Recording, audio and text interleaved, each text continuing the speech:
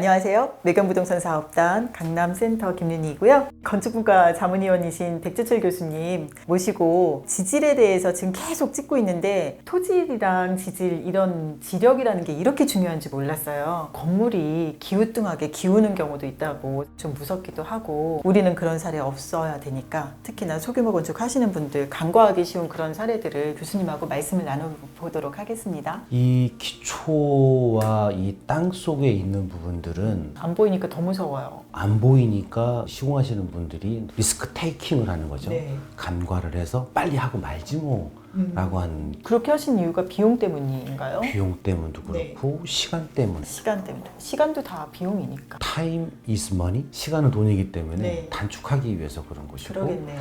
또 건축주가 안 계시고 감리가 없었을 때 살짝 그냥 묻어버리는 경우 그런 경우들이 많이 있는 거죠. 그렇기 때문에 기초에 대한 부분들은 저없이 더 중요해야 될 부분에 아무리 건물을 잘 지어서 내부에 좋은 인테리어를 많이 했는데도 불구하고 집안이 약하면 흔들려 버리면 끝이거든요. 특히 이렇게 분양을 해야 되는 빌라나 이런 데들 같은 경우에는 눈에 보이는 데 치중하시지 안 보이는 기초공사에 돈을 들이려고는 잘 안 하시잖아요. 그렇습니다. 그래서 저 같은 경우에는 건물을 본다고 하면 점검을 많이 나가는데 건물을 보기 전에 주변에 혹시 땅 꺼짐이 있는지 펜스를 쳐놨으면 펜스가 살짝 넘어갔는지 어떻게 공사를 진행했는지 먼저 보고를 받고 난 다음에 이제 점검을 하거든요. 지난주에 이제 기초와 지정에 대한 부분을 정확히 이해를 했고 이해한 부분에 대해서 결과값이 나와서 공사를 잘 했는데도 불구하고 왜 건물이 기우뚱하느냐라는 것은 첫 번째 설계를 제대로 못했다, 두 번째 설계를 간과했다, 세 번째 휴먼 에러, 다시 말해서 고의적으로 뭔가를 빼먹었느냐, 착오로 인해서 실수로 인해서 잘 못했느냐라는 것에 사례가 있는데 자 건물이 기우뚱? 그래서 아산 오피스텔에 대한 부동침화 것 때문에 건물이 붕괴가 됐는데 정말 저기 살았으면 어쩔 뻔했나. 그래서 붕괴 원인을 보면 사고 전일 비가 왔습니다. 그리고 중요한 거는 여기서부터 이제 휴먼 에러에 대한 부분인데 기존의 땅은 논과 수로였대요. 논과 수로? 네, 그러니까 논이었던 거죠. 그 위에다가 건물을 지을 수가 없으니까 저 밑에 우리가 공부했던 지정이라는 걸 했을 거잖아요. 지정이라는 것이 파일인데 79개 파일을 밑에까지 박았어야 되는데 50개만 박은 거예요. 거기에서 휴먼 에러가 발생이 됐는데 시공사한테 얘기를 한 거죠. 니네 신경 쓰지 마라. 내가 알아서 할게. 설계 내가 임의대로 할 테니까 걱정하지 마. 감리 나올 필요 없어. 이렇게 그때 당시에는 매수를 하게 된 거죠. 시공사도 설계사도 또 그 다음에 넥스트 플랜이 있으니 어쩔 수 없이 건축주 말을 들었던 거죠. 결국은 건축주가 불법적으로 면허를 대여를 했고 거기에 맞게끔 자기가 돈을 덜 들이기 위해서 부실 시공 그냥 해버린 거죠. 그러면 건축주가 불법 면허 대여를 했다는 거는 시공도 직접 했다는 말씀이신 거죠? 직접. 그래서 설계자, 감리자까지 매수를 했기 때문에 그런 일이 벌어진 거다라고 결과가 나왔습니다. 인재네요.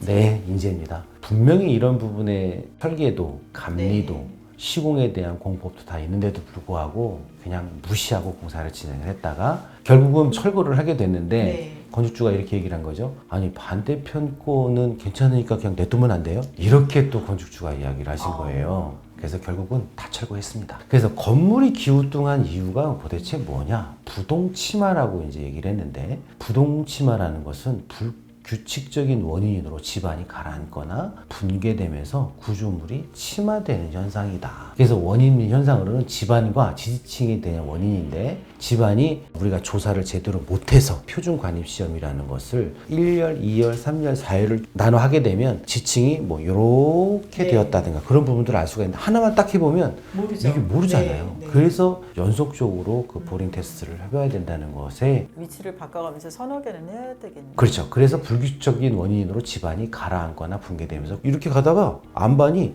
뚝 떨어지는 경우도 있습니다. 그런 부분들을 확인하기 위해서는 여러 공을 테스트를 해봐서 공사를 진행을 해야 된다는 물이라는 거죠. 게 규칙적으로 일정하게만 흐르는 게 아니니까. 그렇습니다.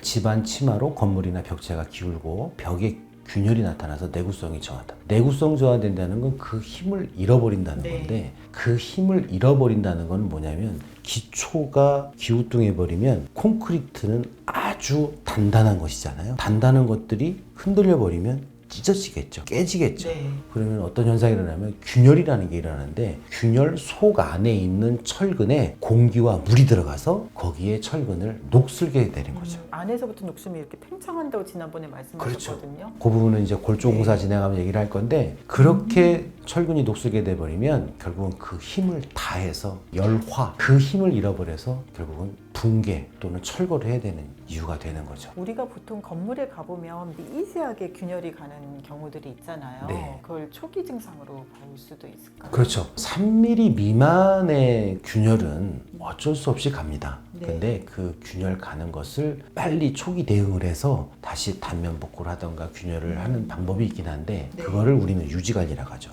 유지관리가 꼭 필요한 부분을 그냥 방치해서도 안 될 것이고 근데 무엇보다 가장 중요한 게 기초를 제대로 반석 위에 앉혀야 되는 것이 그만큼 중요한 겁니다.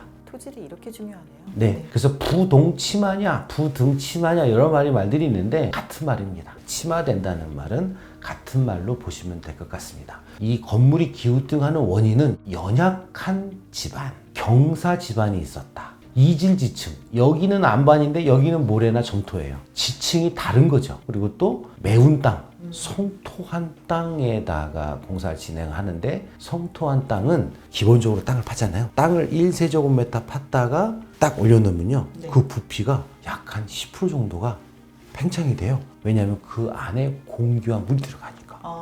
그러면 1세제곱미터를 팠다가 다시 되메우잖아요. 흙이 남아요. 근데 그 남는 거 왜 그러냐면 공극들이 그만큼 생겼기 때문에 그렇거든요. 근데 그 공극을 없애려고 하면은 오랜 시간이 있어야 돼요. 그래서 되메우기를 하려고 하면은 30cm 정도 되메우기를 해놓고 다짐들을 해놓고 물을 줘서 네. 약간 습기가 있는 상태에서 다짐이 돼야 되거든요. 또 30cm를 흙을 넣고 또 다짐하고 이렇게 해도 남아요, 흙이. 그래도 남아요? 그래서 그것들은 네. 장기 크리프라고 해서 최소한 5년, 6년 정도 지나가야 그게 다 빠져나갈 때. 그럼 그렇게 될 것 같으면 우리 공사 못 하잖아. 못하죠. 그러니까 한 번에 막 저 대목이라서 공사 진행하면은 이렇게 매운 땅 흙막이 쪽에서 이렇게 균열이 가는 것들이 그런 이유다. 그렇군요. 라는 걸 설명을 할 수 있습니다. 그 다음에 지하 구멍이 있네요. 지하 구멍이라는 건 뭐냐면 주변에 맨홀 공사를 했다던가 어떤 공동화, 동공화 현상 때문에 구멍이 뚫려 있는 경우에 집안에 흙이 유출되면서 전반적으로 기르게 되는 거예요. 네. 지하 수위 변경, 이거 되게 중요한 것이 뭐냐면 표준 간입 시험을 했는데도 결과값이 보면 지하 수위가 얼마 있다는 건 대충은 알거든요. 근데 여름과 겨울이 달라요.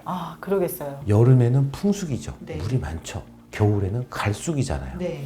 그러다 보면 겨울과 여름의 차이 때문에 사실 문제가 되는 경우도 있긴 하지만 또 하나의 경우는 어떤 거냐면 내 주변에 높은 건물을 짓는다고 해서 저 밑에 지정이나 기초를 했는데 그 지하 수로를 막아버리는 거죠. 막아버리니까 이게 전에는 우리 땅으로 지하수가 안 흘렀는데 막히니까 그쪽으로 들어오는 거죠. 흘러 들어와요. 그러는 경우에 지하수위 변경 때문에 건물이 기우뚱한 경우 있습니다. 정말 예측을 할 수가 없는 건데요. 억울하죠. 그럼 억울한 것에 대해서 공법으로 복구를 하는 경우도 있긴 하겠지만 그런 부분들을 잘 데이터화시켜서 민원을 제기를 해야 되는 경우도 있겠죠. 증축에 대한 부분이 있는데 네. 증축에 대한 부분이 삼풍백화점 동영상을 보여드릴 건데 네.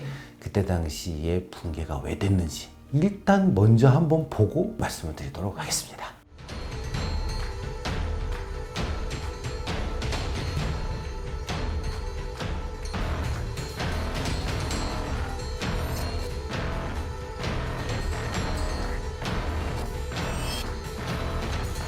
어떠세요? 심각하네요. 마음이 안 좋아요.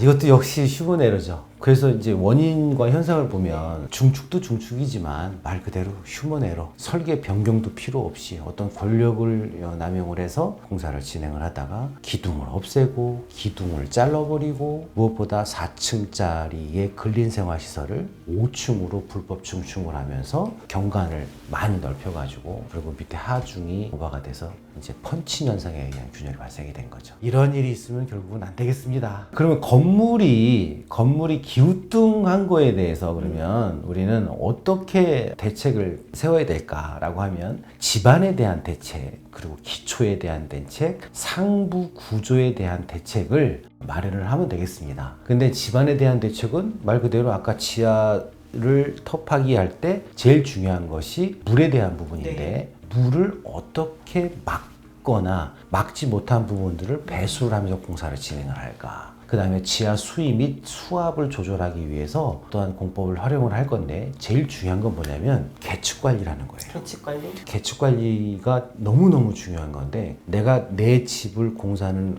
과정에 있어서 주변의 건물에 어떠한 영향이 있을까? 그거에 대한 부분은 밑으로 내려가면 내려갈수록 진동이 발생할 거고 진동이 발생을 하다 보니까 주변에 있는 건물이 붕괴가 될 우려가 있고 그러다 보면 클레임이 걸릴 수가 있겠죠. 그래서 내가 공사를 하기 전에 주변에 있는 건물에 균열이 가 있는 부분 면밀히 다 파악을 해보는 거예요. 이 부분도 시공사가 사전에 다 역시 조사를 그렇습니다. 하지 않으시나요? 네. 주변에 어떠한 건물에 문제점이 있는 부분들을 사전에 다 해서 주민 공청회를 여는 거예요. 이걸 만약에 안 했다가 공사를 진행하는데 그 전부터 균열이 가 있는데 와가지고 공사하다가 내 건물 다 망가졌는데 어떡할 거야? 책임져!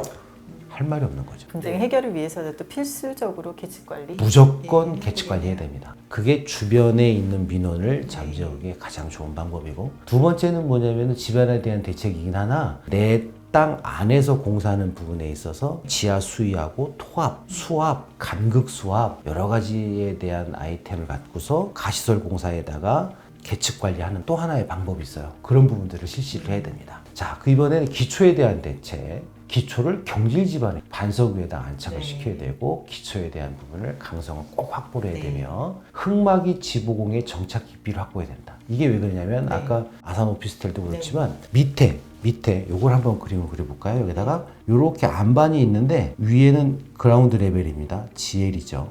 이렇게 해서 이만큼 밑에까지 이렇게 지보공을 박았어야 되는데 이거를 우리는 말뚝이라고 하죠. 말뚝을 요만큼밖에 안 박은 거예요. 여기다가 딱 안착을 해야 이 하중에 대해서 이 암이 지탱을 하는데 그렇지 못하니까 이게 뽕 빠져버린 거죠. 들려버린 거죠. 그러니까 이렇게 붕 떠 건물이 있는 거네요. 이렇게 된 거죠. 그런 것 때문에 흙막이 지보공의 정착 깊이를 꼭 확보해야 된다. 말뚝의 1.25배, 2배 그런 식으로 규정을 해놨습니다. 상부 구조에 대한 대책은 상부 하중에 대한 균등 분포를 해놨습니다. 한쪽이 이렇게 돼버리면 여기에 하중이 전달이 되잖아요. 그럼 우력이라는 게 발생이 돼서 이쪽으로 더 침하가 더 되겠죠. 여기는 덜 될 거고. 그러니까 요거를 이렇게 해서 가급적이면 등분포, 균등으로 분포가 될 수 있도록 하중을 해라. 건물을 경량화 시켜라. 그리고 인접 건물과 가급적 멀리 적정 평면 설계를 유도를 해야 되겠다. 그래서 기우뚱한 건물에 대한 사례를 보여주셨는데 정말 심각하고 무섭네요. 거기에 대해서 그렇지 않도록 집안에 대한 대책, 기초에 대한 대책, 상부 구조에 대한 대책을 설계 단계에서부터 잘 설계를 하고 시공 단계에서 철저히 관리 감독을 해야 되는 게 가장 중요했습니다. 감리도 정말 중요한 역할이에요. 감리도 지정을 하시는 거죠? 우리가 선임할 수는 없고 그 해당 관할 시에서 임의로 지정을 해주십니다. 그 기우뚱한 건물이 있는데 철거를 해야 된다. 너무 아깝잖아요. 어느 정도 허용 범위 안에서 바로 세울 수도 있어요. 그 방법에 대해서 다음 차시에는 알아보도록 하겠습니다. 교수님 감사합니다. 네, 감사합니다.